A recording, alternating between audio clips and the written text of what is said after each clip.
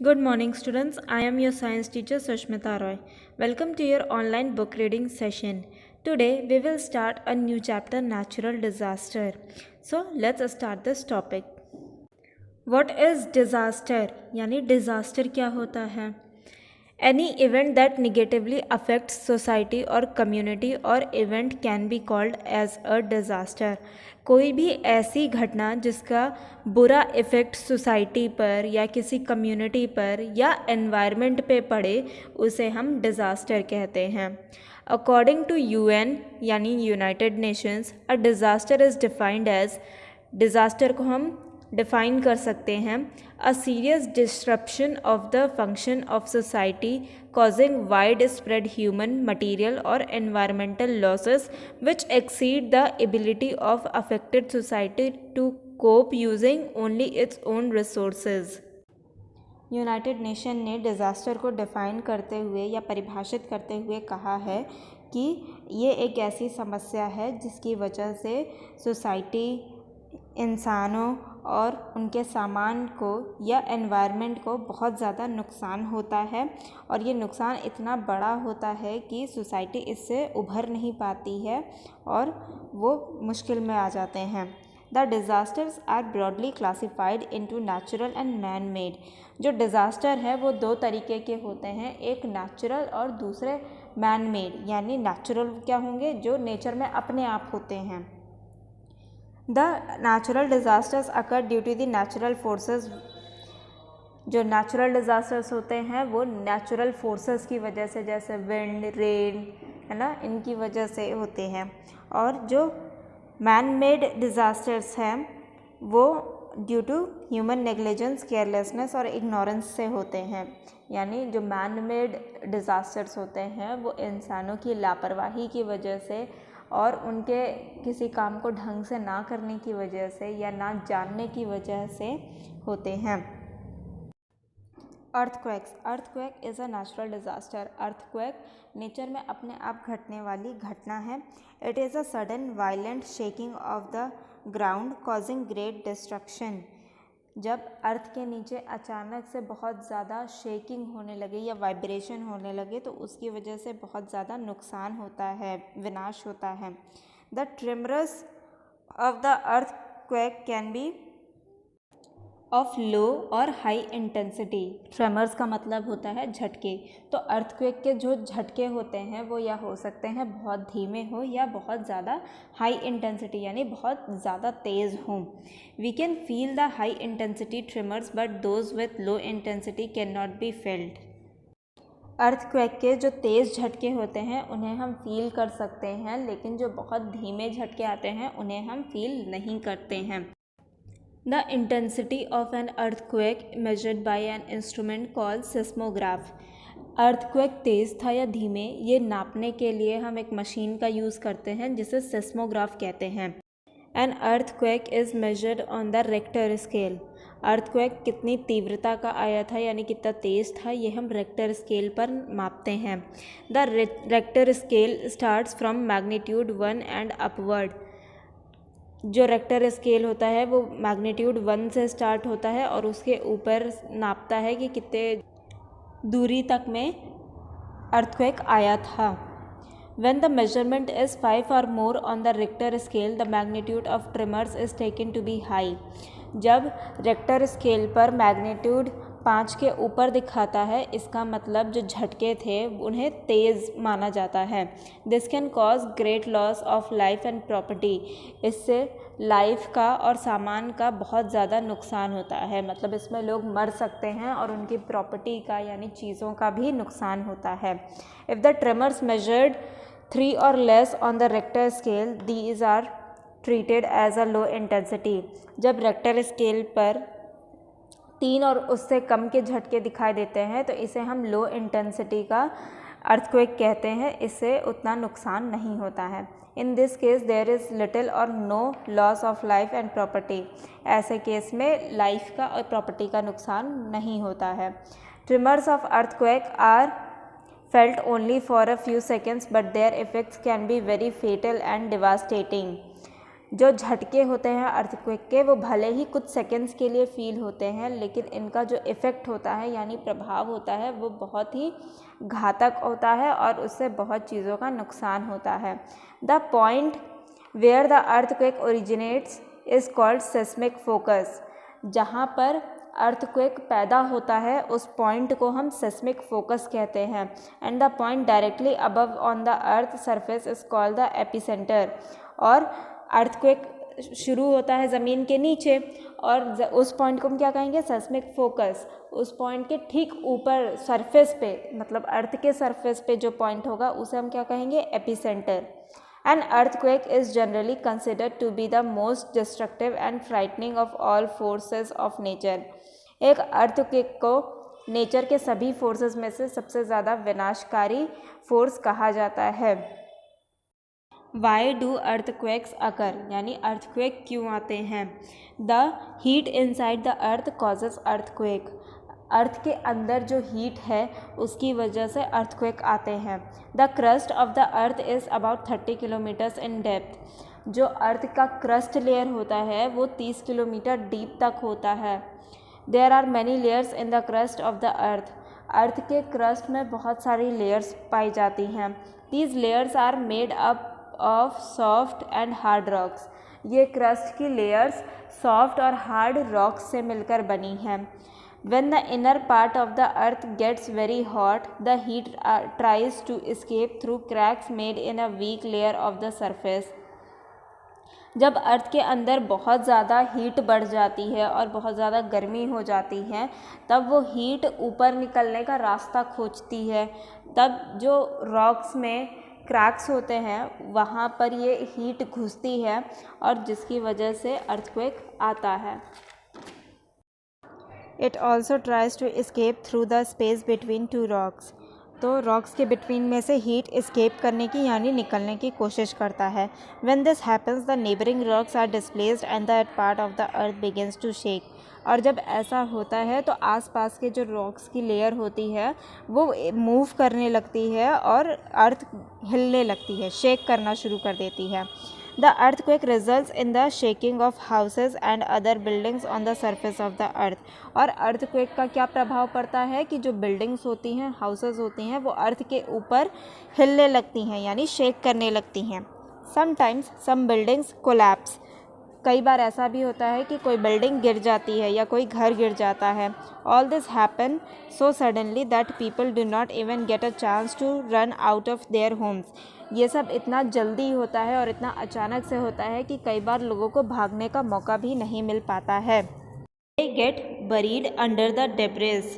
और लोग क्या करते हैं, जब भाग नहीं पाते तो वो उसी घर के मलबे के नीचे या बिल्डिंग के मलबे के नीचे दब जाते हैं। डेब्रिस मतलब मलबा।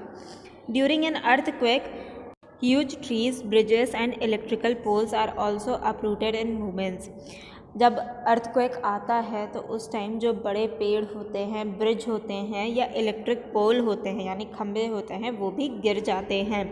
Due to snapping of electrical wires sometimes fire also breaks out all of a sudden.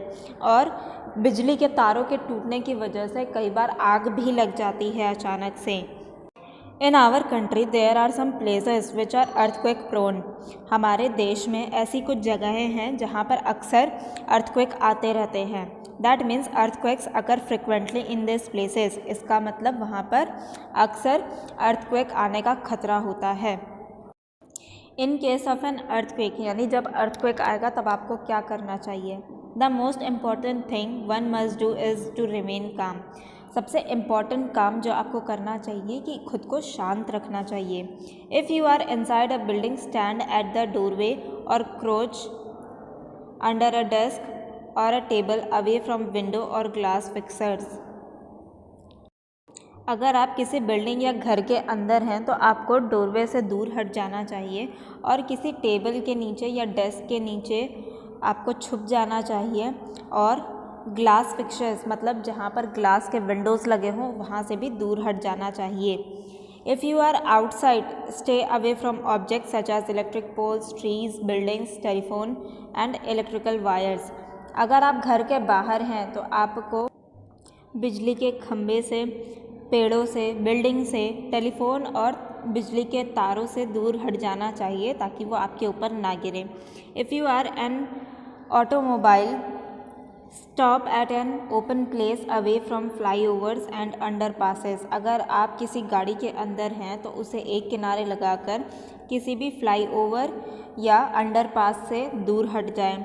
If you live in multi storeyed buildings, do not use lifts but instead use the staircase to get out. अगर आप एक से ज़्यादा मंजिल वाली जो buildings होती हैं उन्हें मल्टी स्टोरी बिल्डिंग्स कहा जाता है, ऐसी जगह पर रहते हैं तो उस बिल्डिंग से बाहर निकलने के लिए लिफ्ट की जगह पर सीढ़ियों का यूज़ करना चाहिए।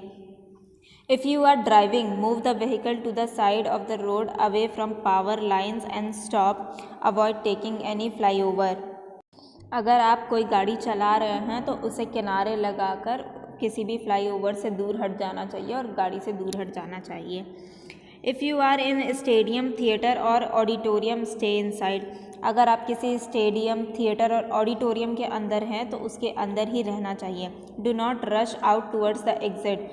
और बाहर निकलने के लिए जल्दबाजी नहीं करनी चाहिए। Stay in your seat and cover your head with your arms and keep calm.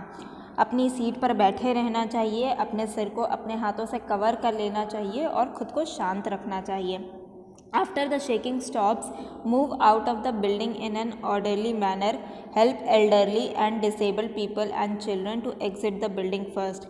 जब शेकिंग बंद हो जाए तब धीरे धीरे बिल्डिंग से बाहर निकलना चाहिए और अपने से बड़ों की या जो लोग एबल नहीं है खुद से बाहर निकलने में, उनकी मदद करनी चाहिए, बच्चों की मदद करनी चाहिए बिल्डिंग से पहले बाहर निकलने में। Next is volcanoes. A volcano is a mountain that opens downward to a pool of molten rock below the surface of the earth. एक वोल्केनो एक माउंटेन होता है जो नीचे की ओर खुलता है जहाँ पर मोल्टन रॉक होता है, यानी लावा पाया जाता है। लावा कहाँ पाया जाता है? अर्थ के नीचे। When pressure builds up, eruption occur. जब अर्थ के नीचे बहुत ज़्यादा प्रेशर क्रिएट हो जाता है हीट की वजह से, तब क्या होता है? इरप्शन होता है, यानी वो जो लावा है वो माउंटेन के मुंह से फट के बाहर निकलता है। ठीक है। Gases and rock shoot up through the opening and spill over और fill the air with lava fragments. जो गैसेस होती हैं अर्थ के नीचे वो और रॉक्स माउंटेन से फट के बाहर निकलते हैं और हवा में लावा के फ्रैगमेंट्स मिल जाते हैं या फैल जाते हैं। Eruptions can cause lateral blast, lava flows, hot ash flows, mud slides, avalanches, falling ash and floods. Eruption की वजह से ब्लास्ट होता है, ठीक है, लावा बहता है, ऐश यानी गरम राख बहती है। इसके अलावा मड स्लाइड्स यानी कीचड़ का धंसना या बहना, फिर एवलांचेस यानी हिमस्खलन, बर्फ़ की परत का कम होना, पिघलना, फॉलिंग ऐश एंड फ्लड्स, राख का गिरना और बाढ़ जैसी समस्या होना, ये सब कुछ वोल्केनो इरप्शन से होता है। Volcano eruptions have been known to knock down entire forest. Volcano eruption को पूरे के पूरे फॉरेस्ट को जलाने के लिए या ख़त्म करने के लिए भी जाना जाता है। An erupting volcano can trigger tsunamis, flash floods, earthquakes, mud flows and rock falls. एक वोल्केनो के फटने से सुनामी आ सकती है, बाढ़ आ सकती है, अर्थक्वेक आ सकता है, या कीचड़ या ज़मीन बह सकती है, खिसक सकती है, या पहाड़ टूट सकते हैं। Due to volcanic eruptions, lava flows and lahars can destroy settlements and destroy forests and agricultural lands. Volcanic eruption की वजह से लावा निकलता है और उसकी वजह से जो पूरे फॉरेस्ट होते हैं वो जलकर राख हो जाते हैं और जो खेती करने की ज़मीन होती है वो भी जल जाती है। Mud and ash from volcanoes when mixed with rain water और melted snow form mud flows which are called as lahars. जब मड या ऐश वोल्केनो से बाहर निकलता है और वो रेन वाटर के साथ मिक्स हो जाता है या मेल्टेड स्नो के साथ मिक्स हो जाता है तो वो बहता है। वो मड क्या होता है? बहने लगता है। उसे हम क्या कहते हैं? लहर्स कहते हैं। The ash cloud and the smoke evolved affects visibility, thereby affecting air traffic and may also affect agricultural and other economic activities. Volcano के फटने की वजह से जो धुआं निकलता है उससे क्या होती है, विजिबिलिटी इफ़ेक्ट होती है, यानी कम दिखाई देता है, जिसकी वजह से जो एयर ट्रैफिक है यानी प्लेन है उनको चलने में दिक्कत होती है, और भी एग्रीकल्चर में भी इफ़ेक्ट पड़ता है इसका, और दूसरे इकोनॉमिक एक्टिविटीज़ पर भी इसका इफ़ेक्ट पड़ता है। How are volcanoes formed? Volcanoes कैसे बनते हैं? Volcanoes are formed when magma from within the earth's upper mantle works its way to the surface. Volcano तब बनता है जब जो अर्थ के नीचे मैग्मा पाया जाता है वो अपनी जगह बना लेता है सरफेस तक आने के लिए। At the surface it erupts to form lava flows and ash deposits. जब वोल्केनो इरप्शन होता है और लावा बाहर आता है तो लावा पूरे अर्थ पर फैल जाता है और उसकी वजह से ऐश बन जाता है, जम जाता है। Over time as the volcano continues to erupt it will get bigger and bigger. और जैसे जैसे वोल्केनो फटता रहता है ये बड़ा होता जाता है। Why do volcanoes erupt? The earth's crust is made up of huge slabs called plates. जो अर्थ का क्रस्ट है वो बड़े बड़े रॉक के टुकड़ों से बना हुआ है जिन्हें हम प्लेट्स कहते हैं। Which fit together like a jigsaw puzzle. जो एक दूसरे से ऐसे जुड़े हुए हैं जैसे पज़ल में अलग अलग पीसेस जुड़े हुए होते हैं। These plates sometimes move. ये प्लेट्स कभी कभी मूव करती हैं। The friction causes earthquakes and volcanic eruption near the edges of the plates. और प्लेट्स के इधर उधर मूव करने की वजह से फ्रिक्शन क्रिएट होता है जिसकी वजह से अर्थक्वेक आता है और वोल्केनो इरप्शन होता है। The theory that explains this process is called plate tectonics. जिस थ्योरी के हेल्प से आप ये प्रोसेस समझ सकते हैं उसे प्लेट टेक्टोनिक्स कहते हैं।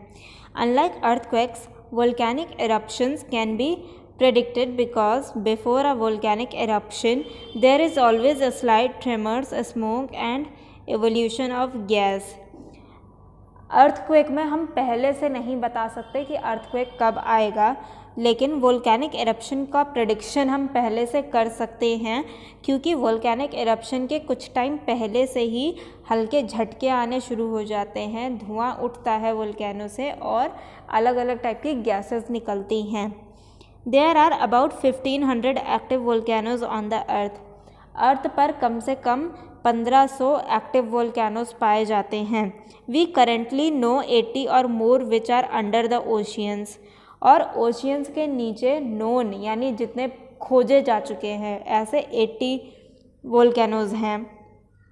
Famous volcanoes include mount Fuji Japan. कुछ फेमस वोल्केनोज के नाम हैं माउंट फ्यूजी जो जापान में पाया जाता है, माउंट वेसुवियस जो इटली में पाया जाता है, शाकुरजीमा जो जापान में है, माउंट किलिमंजारो तंजानिया में प्रेजेंट है, माउंट इटना ग्रीस में है और माउंट सेंट हेलेंस जो यूनाइटेड स्टेट्स में प्रेजेंट है। ये सभी क्या है, फेमस वोल्केनोज हैं। The Barren Island, one of the most easterly of the Andaman island, is the only confirmed active volcano in India।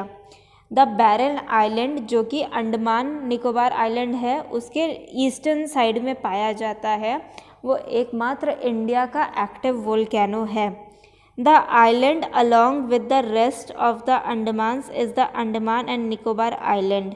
और ये बैरन आइलैंड से लगा हुआ कौन सा आइलैंड है, Andaman and Nicobar island, and lies some 135 kilometers northeast of the territory capital port Blair. और अंडमान निकोबार का कैपिटल है पोर्ट ब्लेयर। ये वोल्केनो उससे 135 किलोमीटर दूर है। The first recorded eruption of the volcano dates back to 1787। पहली बार इस वोल्केनो को फटते हुए 1787 में देखा गया था। Since then the volcano has erupted more than 6 times. उसके बाद से ये वोल्केनो 6 टाइम से ज़्यादा बार फट चुका है। नेक्स्ट है सुनामी और tidal waves. Tsunami is a Japanese word with the English translation harbour wave.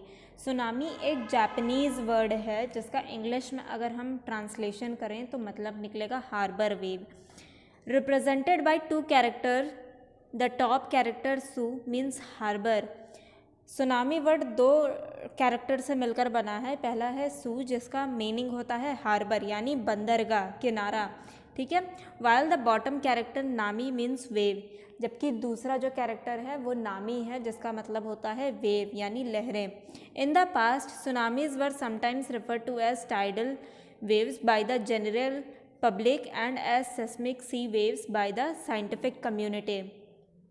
पुराने ज़माने में जो आम आदमी थे वो सुनामी को टाइडल वेव्स यानी समुद्र में उठने वाली लहरें समझते थे, और जो साइंटिफिक लोग थे, है ना, यानी साइंस को जानने वाले लोग थे, वो इसे सेस्मिक सी वेव्स यानी अर्थक्वेक की वजह से आने वाली सी वेव्स समझते थे। The term tidal waves is a misnomer. जो टाइडल वेव्स टर्म है, नाम है, वो मिसनोमर है यानी गलत संज्ञा है। As tsunamis are unrelated to the tides, क्योंकि जो सुनामीज होती हैं उनका लहरों से कोई संबंध नहीं है। The tides result from the gravitational influence of the moon, sun and planets. समुद्र में जो लहरें आती हैं वो सन, मून और दूसरे प्लैनेट के ग्रेविटेशनल फोर्स की वजह से आती हैं, इसलिए इन्हें सुनामीज हम नहीं कह सकते। The term seismic sea wave is also misleading. दूसरा नाम सेस्मिक वेव्स भी गलत है, क्योंकि seismic implies an earthquake related generation mechanism, but a tsunami can also be caused by a non seismic event. Seismic sea wave से ये पता चलता है कि सुनामी तभी आती है जब समुद्र तल के नीचे अर्थक्वेक आ रहा हो या प्लेट्स जब मूव करती हैं तभी आ रही होगी। लेकिन ऐसा भी देखा गया है कि बिना अर्थक्वेक के भी सुनामीज आती हैं। उसका रीज़न क्या होता है? या तो लैंडस्लाइड होता है या तो मेटेओराइट इम्पैक्ट होता है। लैंडस्लाइड का मतलब ज़मीन के खिसकने की वजह से भी हो सकता है सुनामी आए। No doubt, earthquakes, landslides, volcanic eruptions, explosions, and even the impact of cosmic bodies such as meteorites can generate tsunamis. इस बात में कोई डाउट नहीं है कि earthquake, landslide, volcanic eruption, explosion यानी विस्फोट और even the impact of cosmic bodies यानी स्पेस में जो ऑब्जेक्ट्स प्रेजेंट है उनके इम्पैक्ट की वजह से, जैसे मीटियोराइट्स रॉक का एक पीस होता है जो स्पेस में घूमते रहते हैं, इनकी वजह से सुनामीज़ आती हैं। Tsunamis travel at a speed of 300 to 800 kilometre per hour. Tsunami की जो लहरें होती हैं वो 300 से 800 किलोमीटर पर आवर की स्पीड से ट्रैवल करती हैं। This can savagely attack coastline causing devastating property damage and loss of life. इतनी तेज़ लहरों की वजह से कोस्ट लाइन यानी किनारे पे बसे हुए शहरों में बहुत ज़्यादा लाइफ और प्रॉपर्टी का नुकसान होता है और डैमेज होता है। The danger period of tsunami can continue for many hours after a major harbour underwater earthquake. अगर समुद्र तल में अर्थक्वेक आ जाए तो ये सुनामी की लहरें कई घंटों तक कंटिन्यू रह सकती हैं, जिससे बहुत ज़्यादा नुकसान होता है किनारे पर बसे हुए शहरों में। नेक्स्ट है ड्रॉट यानी सूखा। Like heavy rainfall, poor rainfall और no rainfall at all also creates problems for people. जैसे भारी बारिश की वजह से बाढ़ आ जाती है और लोगों को दिक्कत होती है, वैसे ही बहुत कम रेनफॉल या बिल्कुल ही बारिश ना हो तो उससे भी लोगों को दिक्कत होती है। If there is no rainfall at a place for a long time, no crops can grow there. अगर किसी जगह पर बहुत लंबे समय से बारिश ना हुई हो तो वहाँ पर खेती नहीं की जा सकती है। Even fodder does not grow in such places. ऐसी जगहों पर चारा उगाना भी मुश्किल होता है। Rivers and ponds go dry. उस जगह की नदियाँ और तालाब सूख जाते हैं। Such a condition in any place is called drought. अगर किसी भी जगह पर ऐसी कंडीशन हो कि बहुत टाइम से बारिश ना हुई हो, नदियाँ और तालाब सूख गए हों, तो उसे हम सूखाग्रस्त एरिया कहते हैं और इस समस्या को सूखा कहते हैं। What causes a drought? Drought किस वजह से होता है? Generally drought affected areas have a very few natural resource of water. If a place is located far away from a natural water source, such as the sea, the moisture-laden winds lose most of their moisture by the time they reach this place.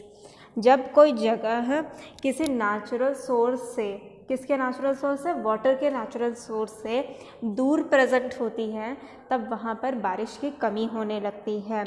अगर कोई place समुद्र या नदियों से दूर पर है तो समुद्र और नदियों से उठने वाली मॉइस्ट हवा वहाँ पर नहीं पहुँच पाएगी, जिसकी वजह से वहाँ पर क्लाउड फॉर्म नहीं होगा और बारिश नहीं होगी और सूखा होने के चांसेस होते हैं. Thus such places either get a very little rain or no rainfall at all. और ऐसी जगहों पर या तो बहुत कम बारिश होती है या बिल्कुल ही बारिश नहीं होती है. Due to this reason, some parts of Rajasthan, Gujarat and Madhya Pradesh in our country are often affected by drought. इस रीजन की वजह से हमारे देश के कुछ हिस्से जैसे कि राजस्थान, गुजरात और मध्य प्रदेश सूखा से पीड़ित रहते हैं, यानी यहाँ पर अक्सर ड्रॉट होता रहता है. If we keep cutting forest continuously over an area, it leads to low rainfall there and often result in drought. जो प्लांट्स होते हैं वो क्लाउड्स को अट्रैक्ट करते हैं, इसीलिए अगर हम बहुत ज़्यादा पेड़ों को काटते रहें तो उससे क्या होगा, रेनफॉल इफ़ेक्ट होगा, बारिश बहुत ज़्यादा कम होगी और इससे सूखा पड़ने का खतरा और ज़्यादा बढ़ जाएगा. इसीलिए हमें पेड़ों को नहीं काटना चाहिए. That's it for today's class, students. Thank you for watching.